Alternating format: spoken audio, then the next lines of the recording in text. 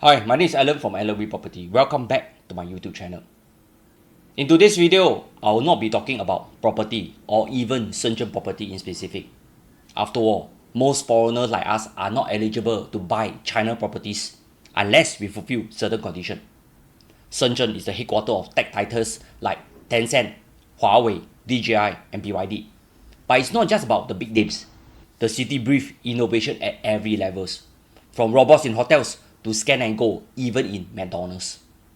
Here, I'll be sharing with you my recent experience visiting this beautiful city, what I have uncovered through my lenses, seeing and talking to locals, and how they will have a profound impact to the world, and in specific to Singaporean in the coming generation.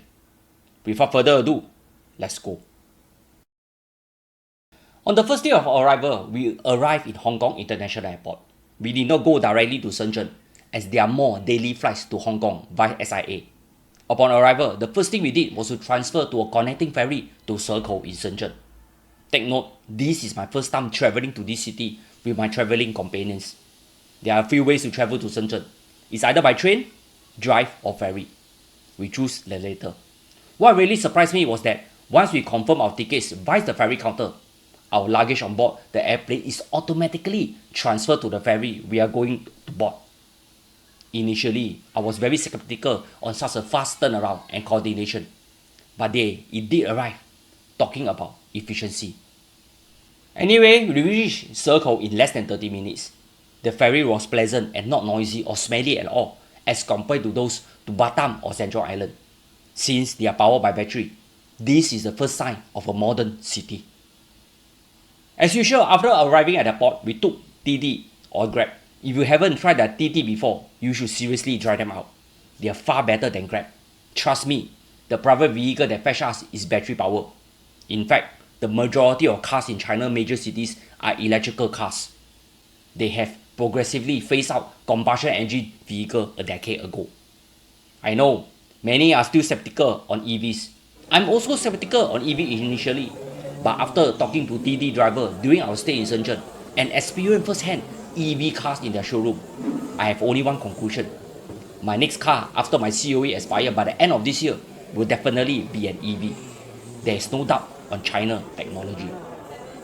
As we check in to our first hotel in downtown ShenZhen, we stay in a business hotel in Nanshan. This is also a district which they call it as 知识城 or knowledge city. Look at the skyscraper outside our hotel rooms. Mind you, this is only a fraction of what I see. This is a mega cities. Office buildings, hotels and apartments are everywhere. They look modern and new. For dinner, we visited a nearby mall known as Wanxiang Tiandi. As we step onto the pedestrian mall in the evening, I can frankly share with you, China is a shadow of its past. The streets are clean, the mall look new, locals are going about their daily lives. And yes, there are not many smokers on the street too. Most importantly, I can sense the vibrancy of this city. Let me share with you what I uncovered in this Huawei flagship store by the junction. Not only are they selling handphones, they are showcasing their latest EV cars. Let me show you around inside the showroom. 这个是中国的电动车，你看到吗？多高科技，你看到吗？我自动开门，你看，我的门自动开嘞。对对，你看，我关那个门，哇，门自动关嘞，哇，真的是太神奇了。Impressive, right? How to go wrong when China get the EV technology right? Next, we anyhow walk into a Michelin star big gourmet Chinese restaurant. We try some of their local dishes, including their roast duck. Frankly speaking, this is the best roast duck I ever ate in my life, as compared to those in Guangzhou, which I visited last year, to KL or those found in Singapore. The meat is tender and juicy. Here, these are the dishes we ate. Obviously, they don't cost a boat. It costs only RMB $675 or SGD 123 only. For 4 packs, this means we only pay $31 per person for the Michelin star restaurant. But what really surprised me was that their top-notch service standard. In Singapore, sadly, we can only have such standard in 5-star hotels. After our very full dinner, we unwind in the nearby mall. They have very interesting art installation for free. Mind you, they have moving parts that move. The art themselves are world-class standard. Although I don't really know how to appreciate them. But judging by the crowd surrounding them and taking photograph of them, I think they are something worth appreciating. And the best part, they are free of charge. The following day, we went to Dongmen Laojie. This is the older and more traditional part of this city. Obviously, when I'm traveling with my wife, confirm chop, they are not here to appreciate the architectural design. They only have one agenda, shopping. Needless to say, I clocked easily 20,000 steps in a single day. The malls are categorized under a specific segment. If you're a women's section, the entire buildings are dedicated to them. Sportwear in one building, children wear in another, and so on. The individual malls are like a maze. I think they are even bigger than those found in Bangkok. The following morning, I went for my usual run near my hotel in Nansan Chi. That was a Sunday morning, which is a rest day. Here, I'm greeted with a river that is so clean. There are dedicated cycling track and walking tracks. The air is fresh and no sign of pollution. The place is safe and is even patrolled by guards. Let me share with you my personal thoughts back then. Hello， 大家好，今天是6月22号，大概早上7点半。我现在在深圳南山区，这边是一个公园，看到很多人在运动吗？骑脚车、跑步，然后这边有一个河流，后面就是一些住宅，还有写字楼，非常的漂亮，非常的干净。哦。While walking back to my hotel, what surprised me was that the city is very well planned. They are planned like a square grid, with roads by the edge. The internal area or 小区 are car free. Only the lower level is for car park access and loading and unloading. Right over here, I came across these very interesting signboards. I'm at one of the office block, the back lane loading unloading bay. In Singapore URA, we have work, live, play. But let me share with you this. In ShenZhen, you have innovation, delicacy, business, and lifestyle. So much different. This city is all about innovation, about creating new ideas. That's why ShenZhen in the last 20 to 30 years has transformed so much. Because of the young people, of their entrepreneur attitude. And it's pretty amazing. The workforce is pretty hardworking. You see, this is on a Sunday. We have people cleaning the floor. But having said that, this is also a very stressful city. Competition is very intense. The service attitude is exceptionally good. I would say they deliver good customer service experience. And not only that, the people are young, pretty, handsome. The ladies here, most of them put on makeup. You can see there's a very big difference because of the intense competition. And let me share with you the inside view. Look at this. This is on the Sunday, so most of the shops are closed. I can see. You want to talk about green space, they have lots of green space. Talk about open space, community space, they have lots of it. You see. When I'm on the street level, retail space occupied the lower levels and apartment blocks is on higher level. And the other tower blocks are typically office building. This is a typical design of most mixed development in ShenZhen. Systematic and orderly. I'm far too impressed. They even have guards standing outside during peak hour to greet visitors. I've spoken to many of them. They are usually young migrant workers from second tier or even third tier cities. Sorry they are not those uneducated ones. Not your Ah Beng or Ah Lian. They are armed with Chinese degree, finding job opportunity in this big city. Deep inside my heart, I somehow feel they have ample supply of young talent doing underrated jobs. As usual, the next few days are spent shopping and more shopping. That is why my wife and friend are very happy. We also visited this place known as Huaqiang Dianzi Guangchang. This is a must-go place for those looking at tech stuff. In typical fashion, they have an entire building just dedicated to cameras, handphone covers, IT gadgets, and so on. This place is so huge. I think we only cover 10% in the entire afternoon. For those that are in favor of tech, let me share with you. I got a 13-inch tablet for only SGD $100. Really, they are seriously good. You can forget about those branded ones if you are not too fussy. We also visited some local neighborhoods. Let me share with you my findings. 是他们所谓的商业中心，其中一个商业中心，对面是一些打羽毛球、打篮球的一些设施。你看这边路上地下这么干净，然后这边有一些写字楼，看到吗？哇，然后还有一些小公园，哦，自行车。那些电单车全部在旁边，路上非常的干净，也是有这些树哦。中国的车全部都是电动车，看到吗？哦，全部都是 EV 啊。然后这边是一些公寓，哦，应该是豪宅吧？哦，豪宅啊。就是这样吧。Well, one of the highlights I personally have was to visit this place known as 华侨城欢乐海岸. This is a local place recommended by our hotel concierge. I was so impressed. Let me share with you my street view. 现在我们在这个地方叫欢乐海岸，是靠近一个很大的公园，然后旁边就是靠海边了。哇，你看它的餐馆，露天的，哇，看中国的美食啊，真的是非常非常的吸引人。看，哇，这边大多数都是我看都是本地人吧，旅客比较偏少。哇。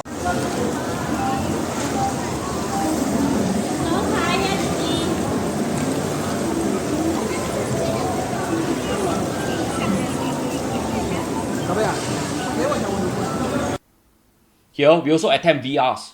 Seriously, their graphic and motion effects are impressive good. I highly suggest you experience them when you are in China.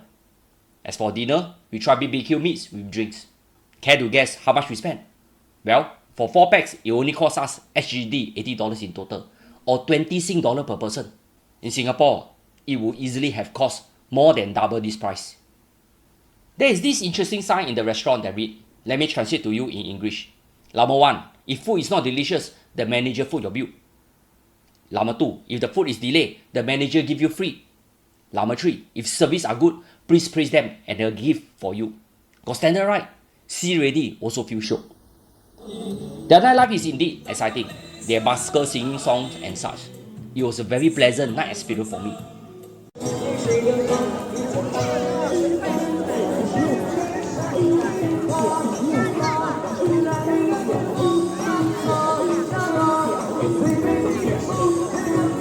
On the last day, guess how we come back from ShenZhen back to Hong Kong International Airport? Well, we booked our cross-border 7-seaters via their TT app. It's simple and straightforward to use. We booked at 9 AM for our ride at 10 AM. The crossing was smooth. There are 3 bridges linking ShenZhen to Hong Kong. Our journey only took 1.5 hours, including custom clearance. There is seriously nothing much to complain about. To sum it up, China is a very modern city, far better than the West. I hardly use cash except to give tips. Else it's all Alipay, scan and go, seamless and fast. The streets are safe, police CCTV are everywhere. They can even track you while you are moving around. Isn't that amazing? Their malls are clean and huge. Mall close at 10 PM. Service standard are number 1. Their workers work hard and at long hours. This is a typical salary for the service staff. The city also has innovation into their ecosystem, from the downstream to the upstream of their product cycle. They can technically create anything in-house. Even for McDonald's is scan and self-pickup. Amazing, right? We hardly have this yet in Singapore. This is really commonplace in China. Back in Singapore, I find myself very fortunate to have a job at my mid-40s. In China, it's either I'm a highly qualified professional or business owner. Else, I'll be driving TT around. Most service staff are young people in their 20s, except that they cannot speak good English. Else, they can give our SQ crews a run for their money. For those that know how to speak English, they are already overseas like those in Singapore. The intense competition in Shenzhen, as well as in many other China cities, has also reminded us the real competition out there. Yes, some say Singapore should isolate ourselves and keep competition away, but that will only make us less relevant to the ever-changing world. Hong Kong is one good example. China don't need Hong Kong for survival. It's the other way now. This also reminds us back home. Don't take things for granted. Things may change soon with our neighbors, especially both Malaysia and Indonesia progressing extremely well in recent years. The strong Sing dollar we have now may also be weakened in the next decade or so. Singaporeans must embrace challenges and know what is happening to Asia. Arm yourself with new skills to stay relevant. That is why I always make an effort to visit China every year. Just like our founding father, Lee Kuan Yew, visit China yearly. Here, hope you enjoyed this sharing on ShenZhen, as well as my broken Mandarin. Not bad, right? At least I can make known to locals. That is why some ask if I'm from nearby Guangzhou. This is another reason why I am speaking Mandarin to my children today. I expect them to do the same. If the Chinese can be bilingual, so must we. Else, we are going to lose our competitive edge very, very soon. Knowing a language is only a means of communication, but it opens up a new horizon to understand one culture. That's all. Help me like and subscribe if you have not done so. Hope you enjoy this light-hearted sharing. 今天是我的第3天在深圳。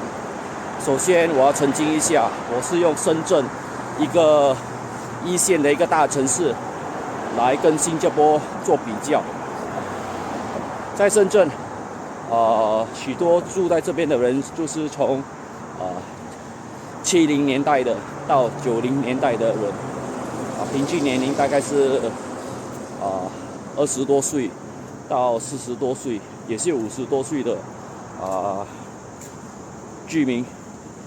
然后他的在公司上班的上班族的年龄成分大概是从20多岁到40多岁到50多岁左右，但是居多是年轻人当然了，因为我在中国，华人会居多看到外国人应该是很少。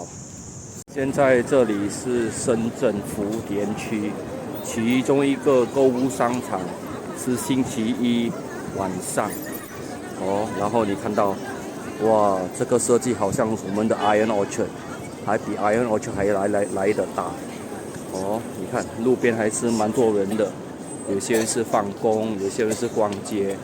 这个城市非常的奇妙，好像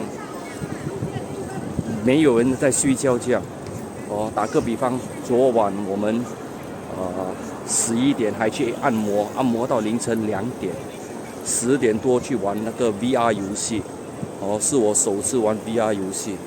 你看这个很 modern 的一个城市，你看哇，你看真的，你看那个购物商场9点多还在营业，还是有人如果是新加坡的话，我看9点半已经是店面已经开始关门了。他们的购物商场其实不会输新加坡，反正我觉得他们的购物商场还比新加坡还来的这个还来的漂亮你看哇，名牌店全部都有这个只是其中一个购物商场而已，我看最少有100多间购物商场在深圳，你看，而且又干净啦又安全所以那些有小朋友的父母亲想带他们的孩子来这类型的购物商场，或者来深圳，或者是来许多一线城市，我倒觉得你们可以非常的安心真的，这就是中国。现在我给你们看这辆车，这个是华为的电动车，哇，你看，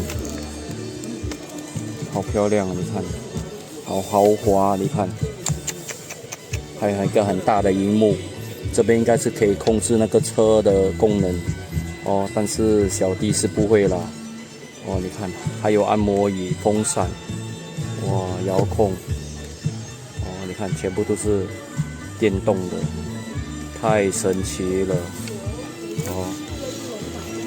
话说回来啊，哪里需要 Tesla 你看，哇，多么的豪华！你看，这是后背的椅子，哇，还可以自己开关，风扇空调啦，然后这个是后座，这个应该是一个 6-seater 来的，哇，